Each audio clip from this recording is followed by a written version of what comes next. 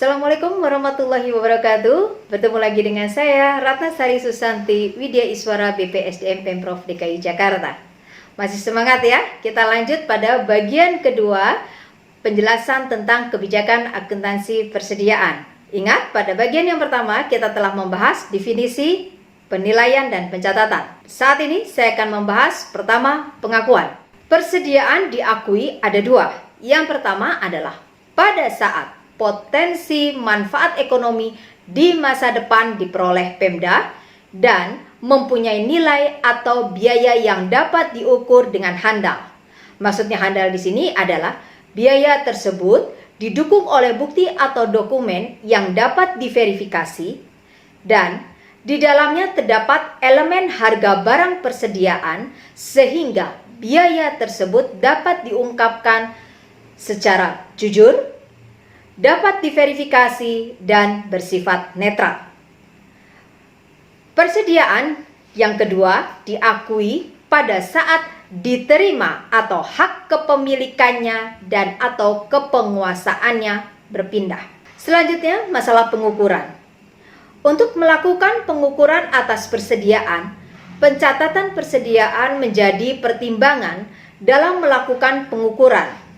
Pencatatan persediaan dapat dilakukan dengan satu, persediaan dicatat secara periodik berdasarkan hasil inventarisasi fisik meliputi persediaan yang nilai satuannya relatif rendah dan perputarannya cepat, antara lain berupa barang konsumsi, barang pakai habis, barang cetakan, benda berharga, dan yang sejenisnya. Kedua, persediaan dicatat secara perpetual meliputi persediaan yang nilai satuannya relatif tinggi dan perputarannya lambat, antara lain berupa suku cadang alat berat, barang dalam proses atau setengah jadi, tanah atau bangunan atau barang lainnya untuk dijual atau diserahkan kepada masyarakat, hewan dan tanaman untuk dijual atau diserahkan kepada masyarakat, dan yang sejenisnya. Metode periodik adalah metode pencatatan persediaan, di mana nilai persediaan akan dicatat berdasarkan hasil inventarisasi fisik. Sedangkan metode perpetual yang disebut juga metode buku adalah sistem di mana setiap persediaan yang masuk dan keluar dicatat dalam pembukuan. Pengukuran nilai persediaan juga dilakukan dengan menggunakan satu, harga pembelian terakhir, yaitu nilai sesuai dengan barang persediaan yang dibeli terakhir kalinya. Jika persediaan dicatat secara periodik berdasarkan hasil inventarisasi. Yang kedua, metode sistematis first in first out.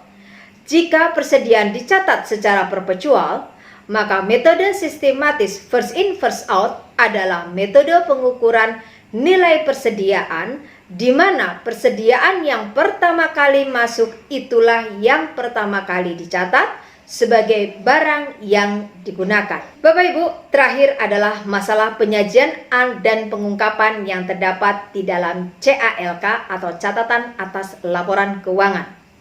Persediaan bahan baku dan perlengkapan yang dimiliki proyek swakelola untuk membangun aset tetap dibebankan ke akun konstruksi dalam pengerjaan apabila sampai dengan tanggal pelaporan konstruksi belum terselesaikan. Yang kedua adalah barang persediaan yang diperoleh dari hibah atau transfer dari SKPD atau UKPD lainnya dicatat berdasarkan tanggal BAST atau berita acara serah terima. Ketiga, barang persediaan yang diperoleh dari reklasifikasi belanja modal atau aset tetap dicatat berdasarkan tanggal dokumen pendukung. Keempat, jenis, jumlah, dan nilai persediaan dalam kondisi rusak, usang, tidak layak pakai, dan sejenisnya diungkapkan juga di dalam CALK. Dan yang terakhir adalah barang extra countable tidak diperlakukan sebagai persediaan, tetapi hanya diungkapkan di dalam CALK. Demikianlah Bapak Ibu penjelasan tentang kebijakan akuntansi persediaan. Semoga bermanfaat. Dinantikan video-video berikutnya mengenai aset tetap. Wabillahi taufiq wal hidayah. Wassalamualaikum warahmatullahi wabarakatuh.